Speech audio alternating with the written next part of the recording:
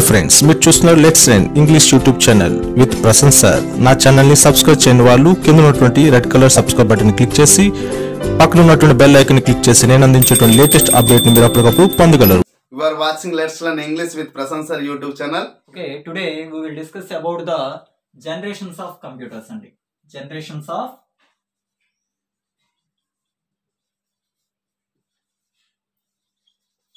computers. అయితే ఈ generations of computer లో మనం మెయిన్ గా తెలుసుకోవాల్సింది ఏంటి అంటే అసలు ఈ జనరేషన్స్ రావడానికి గల కారణం ఏంటి, దీన్ని ఎవరు కనుక్కున్నారు అనే విషయాన్ని ఆల్రెడీ మనం చెప్పుకున్నాం 1822లో చార్లెస్ బబేజీ. అయితే ఈ చార్లెస్ బబేజీ కనుక్కున్న తర్వాత ఈ కంప్యూటర్ ని మోడిఫై చేస్తూ చేస్తూ చేస్తూ ఒక 5 జనరేషన్స్ గా సెపరేట్ చేశారండి. 5 జనరేషన్స్. అయితే అవి ఏంటి అంటే first generation, second generation, third generation, fourth generation, fifth generation. అయితే ఈ ఫస్ట్ జనరేషన్ లో మనకి ప్రతి ఒక్క జనరేషన్ కి కొంత టైం పీరియడ్ అనేది ఉందండి. ఈ టైం పీరియడ్ అనేది మనకి ఏ ఎగ్జామ్ లో కూడా ఇవ్వట్లేదు. సో ఎందుకు ఇవ్వట్లేదు అంటే ఒక్కొక్క బుక్ లో ఒక్కోలా ఉందన్నమాట. సో అందుకని ఈ టైం పీరియడ్ ని నేను ఏదైతే ప్రిఫర్ చేస్తున్నానో ఆ బుక్ లో ఏ విధంగా ఉందో అది మీకు చెప్తాను. ఆ తర్వాత మీరు ఏదైనా బుక్ ప్రిఫర్ చేసుకున్నట్లయితే దాన్ని మీరు చూడండి. కానీ ఎప్పుడు కూడా ఏ ఎగ్జామ్ లో కూడా మనకి ఆ టైమింగ్స్ అనేవి ఇవ్వలేదు. అయితే 1946 to 55, 1956 to 65, 1966 to 75, 1976 to 85, 1985 to present అండి. సో ఇప్పటి వరకు ఇవి జనరేషన్స్ తాలూకా టైం పీరియడ్స్. అయితే ఈ జనరేషన్స్ ని కనుక్కోవడానికి ఈ చార్లెస్ బబేజీ ప్రయత్నించారు కదండి ఫస్ట్ కంప్యూటర్ ని కనుక్కోవడానికి. సో ఇతన్ని ఏమంటారు అంటే ఫాదర్ ఆఫ్ కంప్యూటర్స్ అంటారండి. ఫాదర్ ఆఫ్ కంప్యూటర్స్ అంటారు. అయితే ఫాదర్ ఆఫ్ మోడర్న్ కంప్యూటర్స్ అని ఇంకొక అతన్ని అంటారు. ఆయన పేరు ఏమైనా మీకు ఐడియా ఉందా? So Allen Turing. అలెన్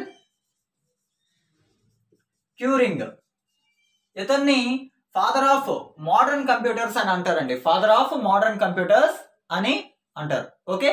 అయితే సో ఇక్కడ నుంచి ఈ జనరేషన్స్ లో ఏమేమి యూజ్ చేశారు, ఎందుకు యూజ్ చేశారు, ఓకే, ఇవి ఎలా మోడిఫికేషన్స్ చెందాయో మనం జస్ట్ ఒకసారి తెలుసుకుందాం. Okay. So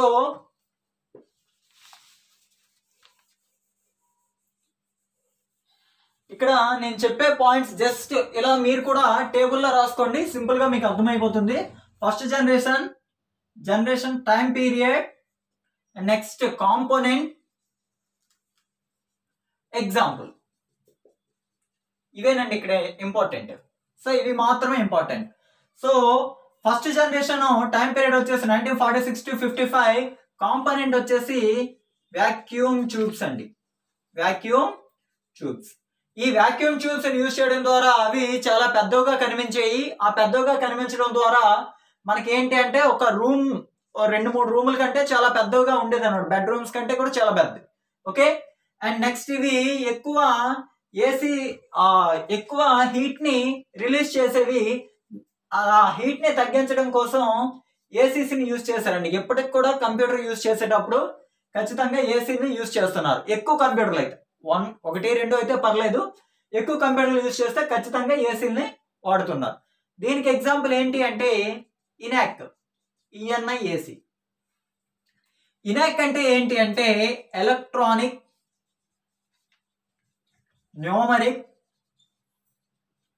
integrator and calculator అండి. సో ఇక్కడ first generation vacuum tubes, Enoch electronic numeric integrator and calculator. And next ఉండేది సెకండ్ జనరేషన్ అండి 1956 to 65. ఇందులో యూజ్ చేసే కంటెంట్ ఏంటి అంటే అండ్ సెకండ్ జనరేషన్స్ వచ్చేసరికి సెకండ్ జనరేషన్ లో టైం పీరియడ్ వచ్చేసి 1956 to 65. ఇందులో యూజ్ చేసే కాంపోనెంట్ ఏంటి అంటే ట్రాన్సిస్టర్స్ అండ్ డయోడ్స్ అండి. Transistors and diodes. ఈ ట్రాన్సిస్టర్స్ అండ్ డయోడ్స్ ని యూజ్ చేయడం ద్వారా మొదటి జనరేషన్ కంటే పరిమాణంలో సైజులో కొద్దిగా తక్కువగాను, వేగం అనేది కొద్దిగా ఎక్కువగాను, అంటే మొదటి జనరేషన్కి అస్సలు వేగం అనేది ఉండేది కాదండి, ఓన్లీ క్యాలిక్యులేటర్ మాత్రమే అది. సో వేగం అనేది ఎక్కువగాను ఉండేదండి. దీనికి ఎగ్జాంపుల్ వచ్చేసి ఐబిఎం. ఐబిఎం అంటే ఏంటి అంటే ఇంటర్నేషనల్ బిజినెస్ మిషన్.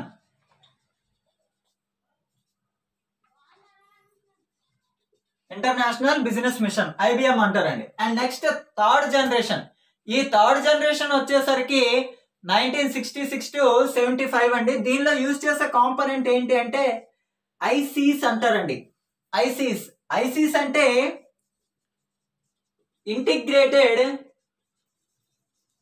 సర్క్యూట్స్ అండి. Integrated circuits. ఈ ఇంటిగ్రేటెడ్ సర్క్యూట్స్ ని యూజ్ చేయడం ద్వారా మొదటి 2 జనరేషన్స్ కంటే చాలా తక్కువ పరిమాణంలోను, వేగం అనేది చాలా ఎక్కువగాను, దీనిలో స్టోరేజ్ కెపాసిటీని కూడా కలిగి ఉండేదండి. స్టోరేజ్ కెపాసిటీ ఇది వరకు ఈ మొదటి 2 స్టోరేజ్ కెపాసిటీ ఉండేది కాదు, చాలా less storage capacity second generation లో. థర్డ్ జనరేషన్ కి వచ్చేసరికి కొంత స్టోరేజ్ కెపాసిటీని కూడా కలిగి ఉండడం జరిగింది. అయితే దీనికి ఎగ్జాంపుల్ వచ్చేసి ఎల్ఎస్ఐ. అంటే ఏంటి అంటే లార్జ్ స్కేల్ ఇంటిజర్. అన్నమాట. Okay. And next 4th generation వచ్చేసరికి 1976 to 85 అండి. 1976 to 85. ఈ జనరేషన్ లో మనకి ఏం యూజ్ చేశారంటే మైక్రో చిప్స్ అండ్ ప్రాసెసర్స్ ని యూజ్ చేశారు. వీటిని యూజ్ చేయడం ద్వారా ఏంటి అంటే మొదటి 3 తరాల కంటే పరిమాణంలో చాలా తక్కువగాను, ఓకే, వేగం అనేది చాలా ఎక్కువగాను, స్టోరేజ్ కెపాసిటీ అనేది ఎక్కువగాను ఉండడం సాధ్యపడింది. వీటినే పీసీస్ అని కూడా అంటారండి. ఈ జనరేషన్ కంప్యూటర్లనే పీసీస్ అని కూడా అంటారు. దీన్నే పర్సనల్ కంప్యూటర్స్ అంటారండి. పీసీ అనగా అర్థం ఏంటి అంటే పర్సనల్ కంప్యూటర్స్. దీనికి ఎగ్జాంపుల్ ఏంటి అంటే విఎల్ఎస్ఐ అండి. వెరీ లార్జ్ స్కేల్ ఇంటిజర్స్ అన్నమాట. Okay. And next 5th generation computer అండి. ఈ 5th generation computer time period వచ్చేసరికి 85 నుంచి ఇప్పటి వరకు మాడిఫై చేసే ప్రతి దాన్ని కూడా 5th జనరేషన్ కంప్యూటర్ లోనికే మనం తీసుకుంటాం.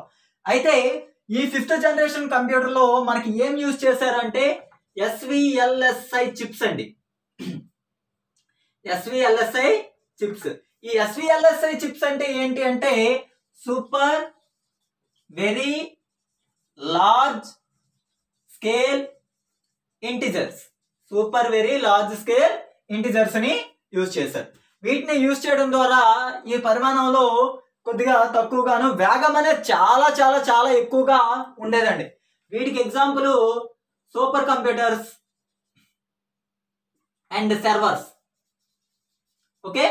ఇది మనకి జనరేషన్ సంబంధించి టోటల్ వ్యూ అండి.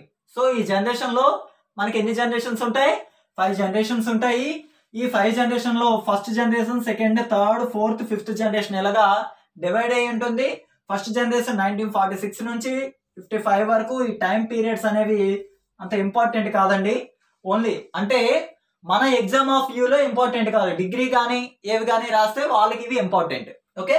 అండ్ నెక్స్ట్ ఇందులో main component, first generation main component vacuum చూసి example ENIAC, electronic numeric integrator and calculator. And second generation కి వచ్చేసరికి ట్రాన్సిస్టర్స్ అండ్ డయోడ్స్. ఎగ్జాంపుల్ వచ్చేసి ఐబిఎం అంటే international business machine. And next third generations కి వచ్చేసరికి ICs integrated circuits అంటారు. So దీనికి example వచ్చేసి ఎల్ఎస్ఐ లార్జ్ స్కేల్ ఇంటిజర్స్ అంటాము.